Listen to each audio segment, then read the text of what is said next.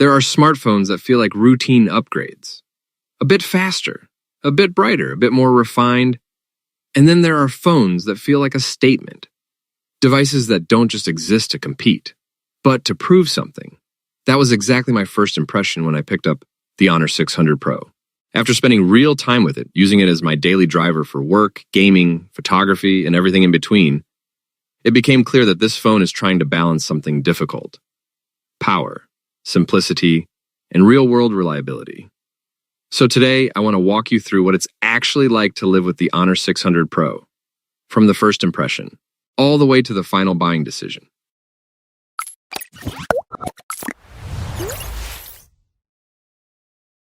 The Honor 600 Pro does not work hard to hide its similarities to the iPhone 17 Pro Max. Its flat sides, symmetrical large radius corners, large rounded rectangle rear camera island, and even its orange colorway all contribute to a look that feels immediately familiar. The triple camera layout is neat and well integrated, with the periscope telephoto sitting more prominently than the other modules.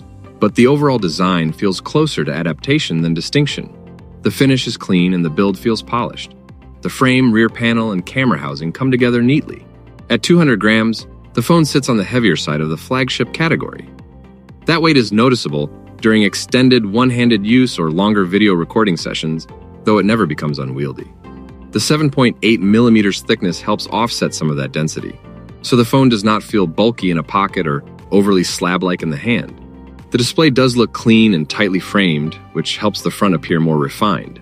The volume and power buttons sit on the right, while a dedicated AI button sits lower on the frame for quick access to image-to-video tools. Durability is another part of the package. The IP69K rating goes beyond the more common IP68 standard, adding resistance to high-pressure, high-temperature water jets. That level of protection is more often associated with rugged devices than mainstream flagships. It may not change daily use for most buyers, but it does show that Honor is treating durability as part of the product story. If you consume as much media as I do, the display is the most important part of the phone. The Honor 600 Pro features 6.57 inches AMOLED panel, with a 120Hz high refresh rate that, quite frankly, is nothing short of stunning. The colors are punchy without crossing the line into artificial saturation, and the blacks are deep and ink-like. I tested the display in various conditions, under the harsh glare of direct midday sun and in the dim light of my bedroom at night.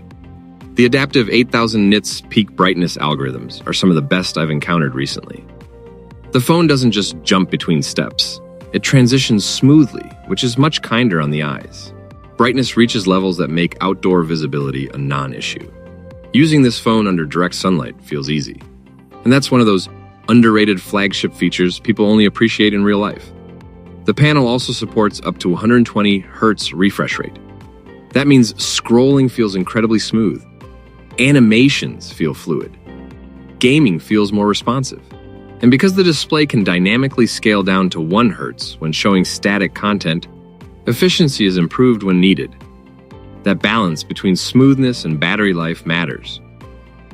The Honor 600 Pro runs on Qualcomm's Snapdragon 8 Elite, built on a 3nm process, paired with the Adreno 830 GPU and 12 GB of RAM. That places it firmly in flagship territory. Under the hood, the Honor 600 Pro is an absolute powerhouse. I'm the type of user who keeps 20 tabs open in Chrome, 2 social media apps running in the background, and a music streaming service playing at all times. I managed to throw everything at this processor, and I genuinely couldn't find a bottleneck.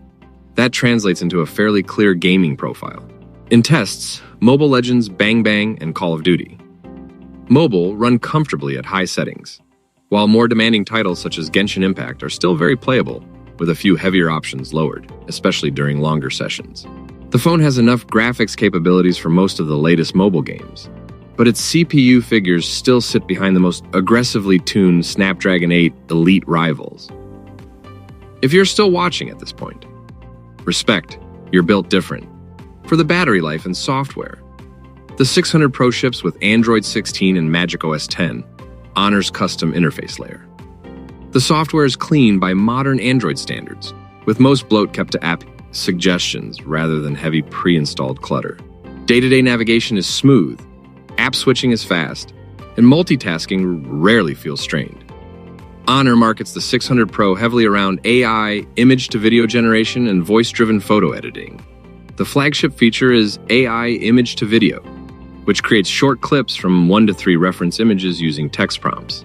The dedicated AI button on the side of the phone is meant to reduce friction and make those tools easier to reach. Voice-driven editing through AI Photo Agent is more practical. Object removal, scene adjustments, and prompt-based edits generally work, though the quality still depends heavily on scene complexity and how clearly the instruction is phrased. For casual edits, the feature is useful. For anything that requires precision, it remains less dependable than manual editing.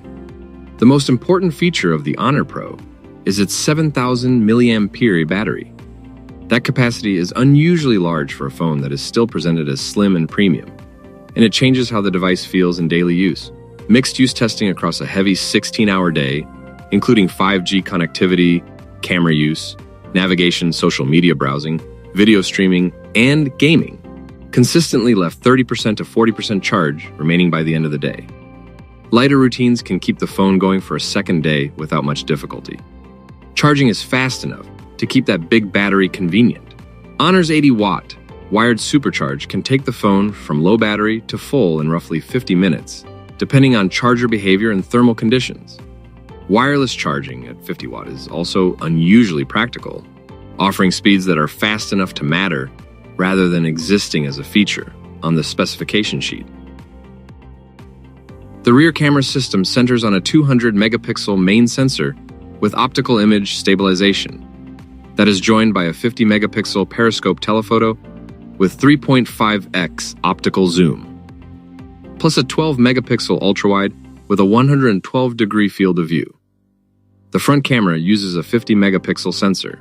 It is a versatile hardware setup, and the results lean more towards consistency and natural rendering than dramatic processing. Daylight shots from the main sensor are clean and dependable. Detail is strong without looking over-sharpened, and color balance leans slightly rich without tipping into obvious exaggeration. Greens remain believable, skies hold texture, and highlight control is measured enough to avoid harsh clipping and mixed lighting. HDR is present but restrained. Shadow areas are not pushed aggressively, which keeps images looking more natural, even if they can appear less immediately striking next to phones that apply heavier HDR treatment. The 3.5x periscope telephoto is one of the stronger parts of the camera package. It provides useful optical reach without collapsing into overly soft, processed results. Beyond that range, the phone leans on digital zoom and AI-assisted reconstruction.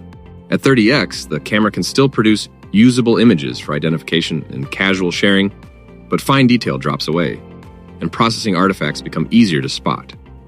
The ultra-wide camera maintains reasonable consistency with the main sensor in exposure and color.